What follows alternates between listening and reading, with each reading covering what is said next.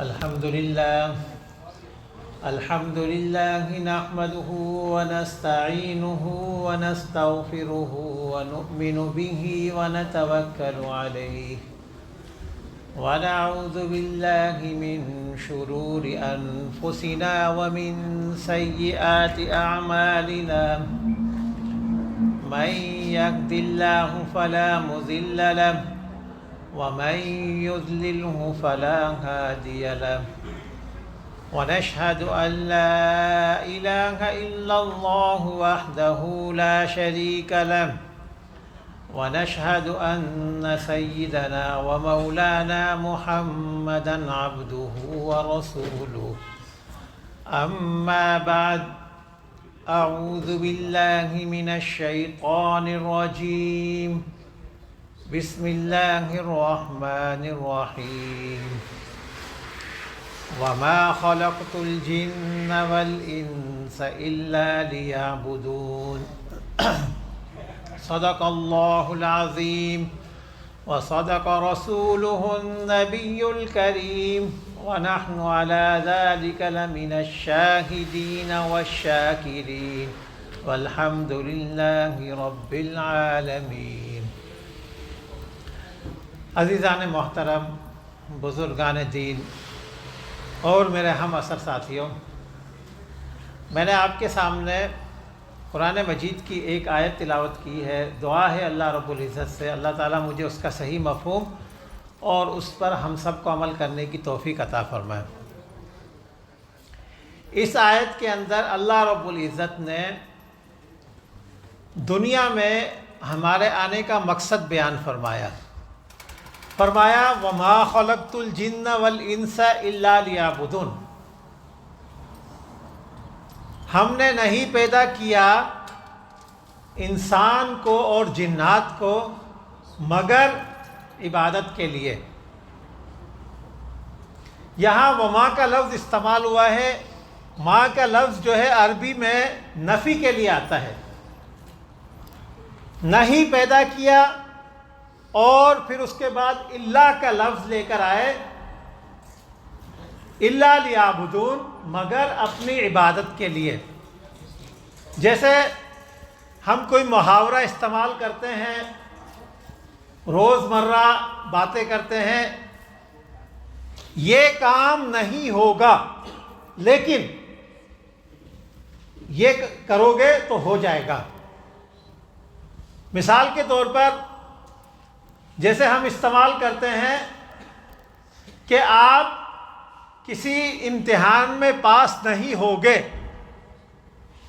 لیکن اگر آپ نے یہ والی بک پڑھ لی یا یہ کام کر لیا، یہ پریکٹیکل استعمال کر لیے تو آپ کامیاب ہو جاؤ گے. تو یہاں پر اللہ رب العزت نے انسان کو دنیا میں بھیجنے کا مقصد بیان فرمایا. ہماری جو مختصر سی زندگی ہے،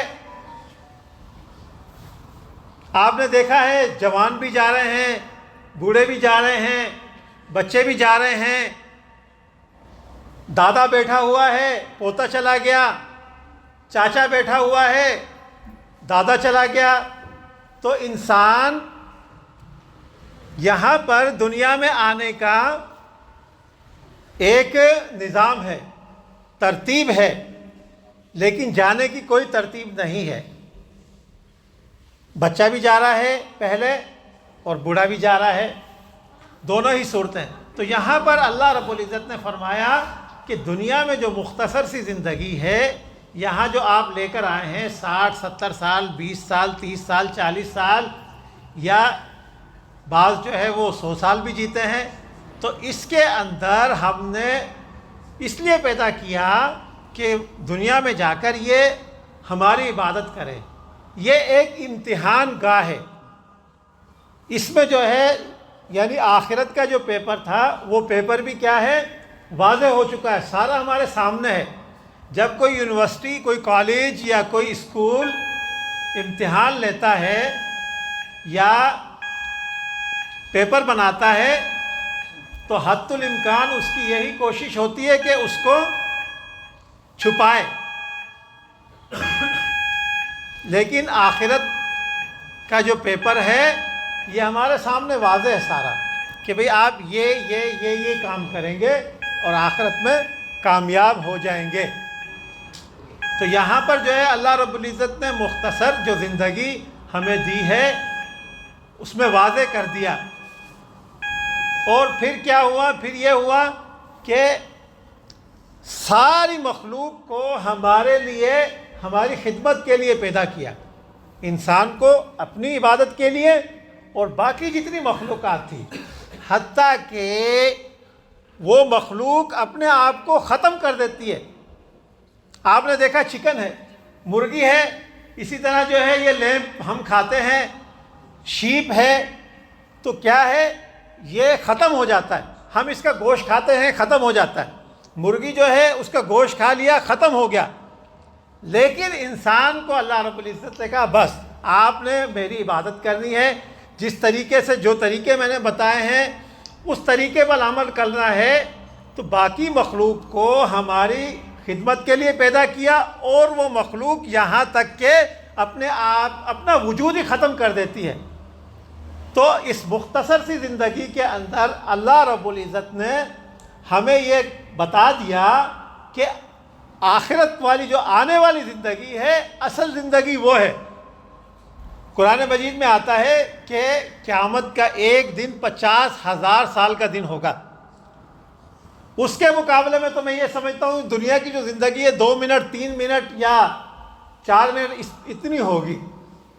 اب اور وہ زندگی جو ہے ہمیشہ ہمیشہ رہے گی۔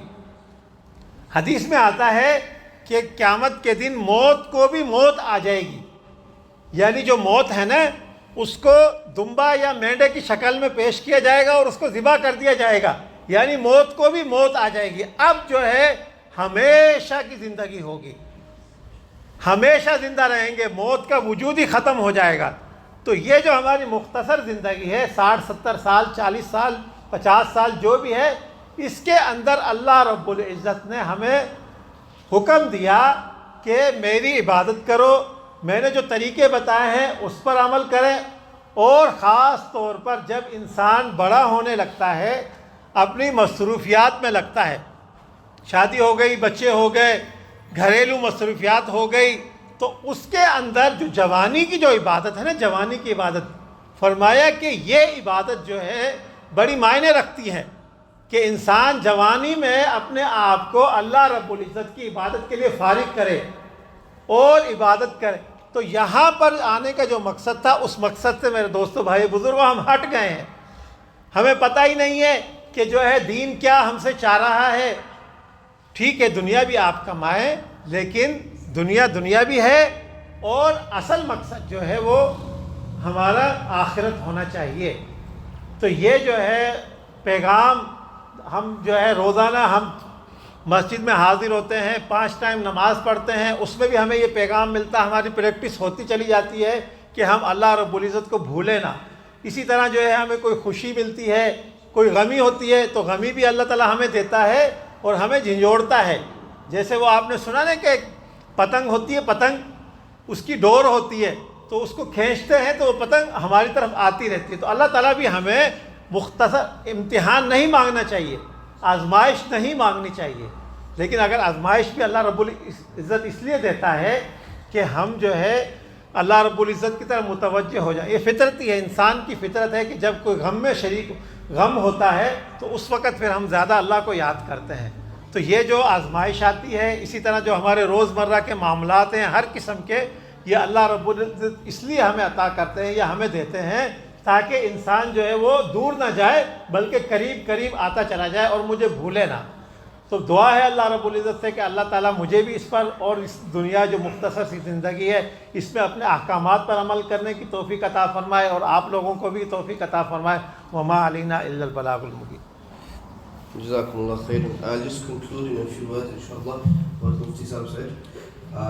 He began mentioning that Allah subhanahu wa ta'ala mentions in the Quran, وَمَا خَلَقْتُ الْجِنَّ وَالْإِنسَ إِلَّا لِيَعْبُدُونَ, that we have only created insan, mankind, and the jinn for the service of Allah subhanahu wa ta'ala, to worship Allah subhanahu wa ta'ala, and that everyone comes in this life, in this world, with a limited period of time. And if you compare this to the hereafter Allah mentions that one day will be equivalent to 50,000 years. Then this life, regardless of how long we live, is in comparison to the hereafter, it's just a few seconds, a few minutes, nothing more. And we must continue on from this dunya to the akhirah. And the real life is the life of the hereafter. Now, Allah created mankind for His service, and the rest of the creation that Allah subhanahu wa ta'ala has created is for the service of mankind. We give an example of, for example, the animal, the chicken, the lamb, the sheep, the cows that we eat, the meat that we eat. The animal completely finishes its existence for the service of the human being. That we eat it, we consume it, we benefit from it, and then that animal remains no more. Its life is ended, there's no hereafter for that animal, nothing. And subhanAllah, the human being, Allah subhanahu wa ta'ala has created everything for His service, but the human being is for the service of Allah subhanahu wa ta'ala, how we can be obedient to Allah subhanahu wa ta'ala in all stages and steps of our life, regardless of the situation, a situation of happiness, of sadness, of youth, of old age. In all these circumstances, we turn to Allah subhanahu wa ta'ala in salah, in dhikr, in Quran, in being obedient, staying away from sins and things which are harmful for us in the hereafter. To give an example, Allah subhanahu wa ta'ala sometimes tests a person, puts you in difficulty. It's like a kite. A kite is attached to a string, and that string, so you pull it, so it comes back to you. So it's like this, Allah subhanahu wa ta'ala puts us sometimes in a difficult situation to test us how we can go back to Allah subhanahu wa ta'ala. But we must show steadfastness in our iman, with gratitude, with shukr and with sabr. And when we leave this dunya, we leave in a state where we are successful in pleasing Allah subhanahu wa ta'ala. I make dua Allah subhanahu wa ta'ala grants me all the tawfiq and ability, just as we come